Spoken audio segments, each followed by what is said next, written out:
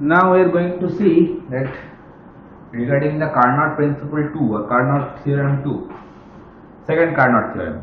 What it tells us that all reversible heat engines operating between the two given thermal reservoirs have the same efficiency. That means in easy words we can say that all reversible heat engines, if they are working under two thermal reservoirs, two fixed thermal reservoirs, then they must have same efficiency. Okay. So the efficiency of the reversible heat engine does not depend on the working fluid. What is the working fluid actually? Is it air or any kind of refrigerant, any water, whatever it is? So reversible heat engine never depends on the working fluid. It only depends on the temperature of the reservoir between which it operates. That means the source temperature and the sink temperature. Depending on these two temperature, actually the efficiency of reversible heat engine depends. It does not depend on the working fluid. Now if you want to prove this particular statement, suppose this is the block diagram initially, that R1 and R2 both of them are reversible heat engine and they are working under same source and same sink. R1 is producing WR1, R2 is producing WR2, that is the net work done, and you can see Q1, the same amount of heat is supplied to the heat engine from source, but the rejection of heat they are different. R1 rejecting Q amount of heat and R2 rejecting Q2 amount of heat, because WR1 and WR2 actually not same. That's why the rejection of heat amount they are also different. Okay, so now if we want to prove that particular Carnot second theorem, so what we do actually, we do the same procedure like Carnot principle 1. First we should assume the reverse one and we will check is it true or not. If the reverse one is not true, then obviously this statement will be true. So to prove the theorem, let us assume that the efficiency of reversible engine R1 is greater than the efficiency of reversible engine R2. So first we should assuming that eta R1 is greater than eta R2. Okay, so if this statement is correct, if I assume so, then what we can see that then WR1, we know what we know, that we will write over here. WR1 is nothing but equal to Q1 minus Q, because WR1 is the net work done, that will be interval of heat supply to the heat rejection, and similarly WR2 can be written in the same manner, that is Q1 minus Q2. Okay, so hence efficiency of R1 we can write that WR1, that is the net work done to the heat supplied, that is Q1. It is nothing but equal to, I can write 1 minus Q by Q1. And similarly in case of WR2, efficiency of R2, in the same fashion I can write WR2 by Q2, and it is 1 minus Q2 by Q1. Now by assumption, what we assumed now, by assumption that eta R1 greater than eta R2, we have assumed so. So if you go with the assumption, then instead of eta R1 I can write now 1 minus Q by Q1, it will be greater than 1 minus Q2 by Q1. By following the assumption, then 1 will be cancelled from both sides. What it will give us, that is due to this Q1 and Q1 also will be cancelled, and due to this minus sign I can write Q2 will be greater than Q, because minus Q2 will be going to be shifted to the left side and minus Q will be going to the right side. So that will be giving you Q2 greater than Q. Q2 greater than Q, if it is happening, so you can see these two expressions now, that while Q2 is greater than Q, then as a result of that we can say if this part Q2 is greater than Q, then as a result of that we can say that WR1 must be greater than WR2, because Q2 is greater, then Q1 minus Q2 will be less than Q1 minus Q. So obviously WR2 will be lesser than the WR1. So this conclusion we can draw from here. WR1 is greater than WR2. That means work produced by the engine R1 will be greater than the work produced by the engine reversible heat engine R2.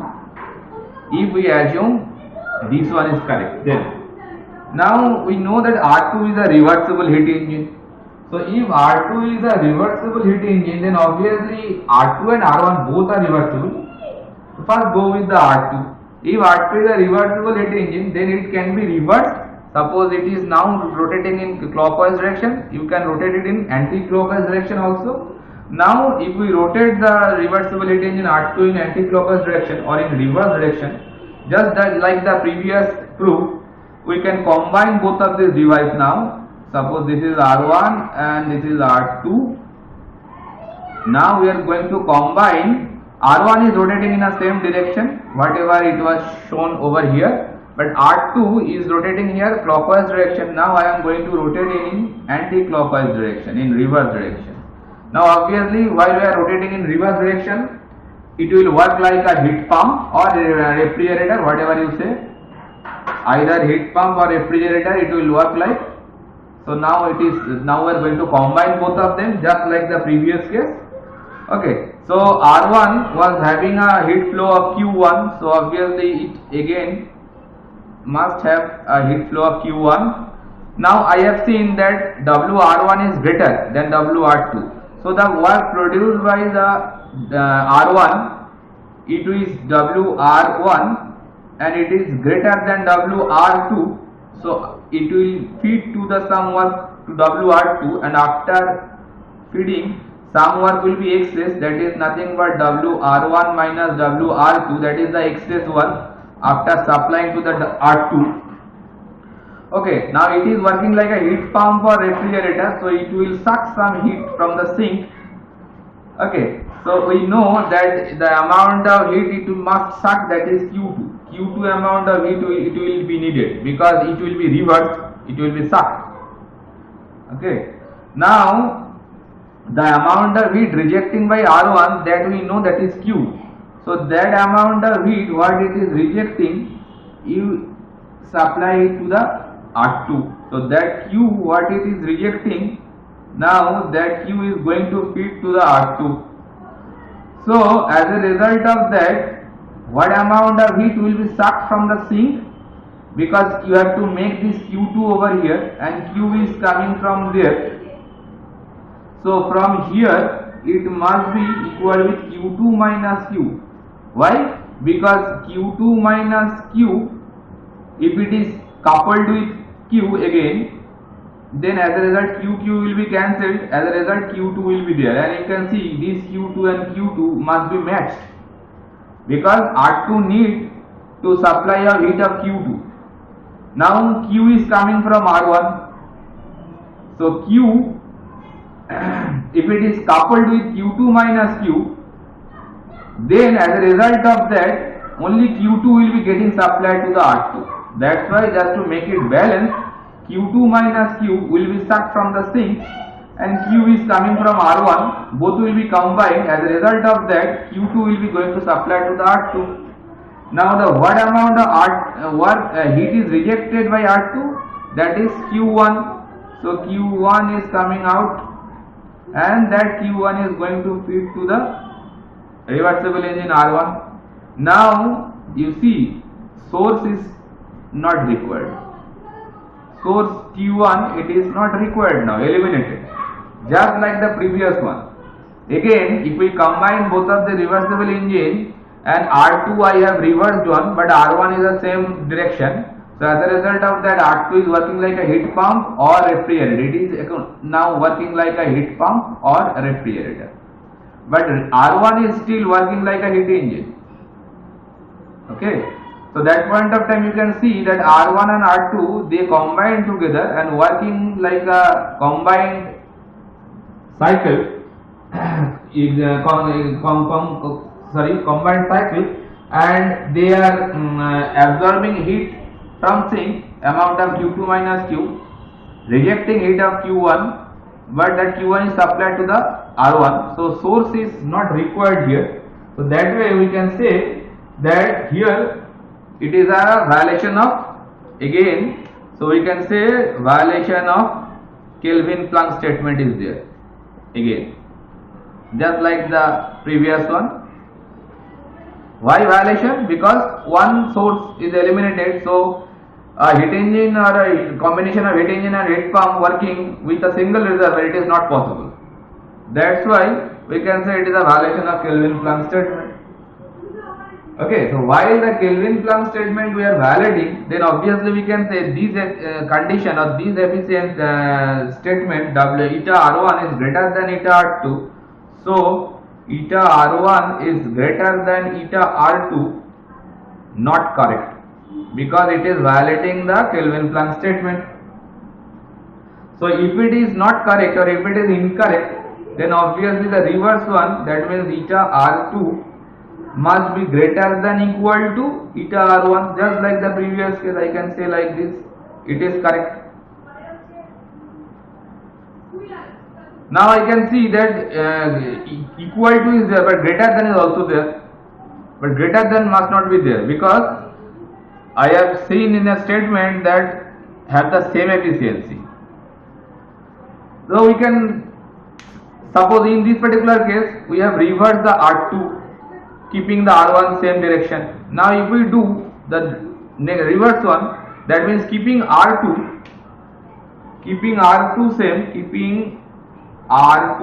same and reverse the R1.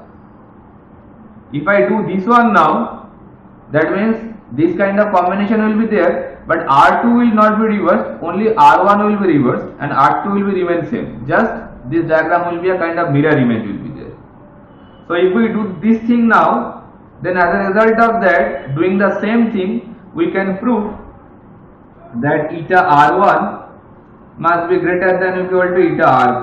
Obviously it can be proved. I am not going to see that one because it will be a repetition. If we reverse now R1 keeping the R2 same, then that same kind of statement can be established again, that eta R1 will be greater than eta R2, because we are reversing the eta R1, reversing the R1. Which engine you are reversing, obviously that way you can establish again this kind of statement. So one time you are showing that eta R2 greater than eta R1, and again if we do the reverse one, then you can show that eta R1 is greater than eta R2. Now from both of these statements, if we combine both of them, so as a result of that, what we get? We get only eta R1 is equals to eta R2, isn't it? Because one time you are showing that eta R2 greater than equal to eta R1, and second time you are showing eta R1 greater than equal to eta R2. So greater than, it is not possible. One time eta R2 greater than eta R1 and one time eta R1 greater than eta R2. So greater than actually eliminates that way. Only equal to stays, because that equal to they can be. Greater than, reversing greater than is not possible. That way the greater than is getting eliminated and only equal to stays there. So that way, by combining both these reversible heat engine one by one, not at the same time. First time I have reversed the R2 keeping the R1 same. Second time we can reverse the R1 and keeping the R2 same. That way both of these conditions can be established very easily. As a result of that, if we combine both of them, I can see that only eta R1 will be eta R2 equal.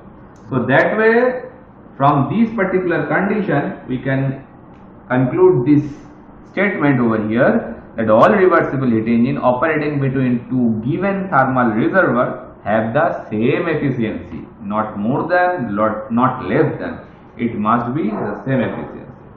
That is the second theorem of Carnot, or rather say Carnot's second principle.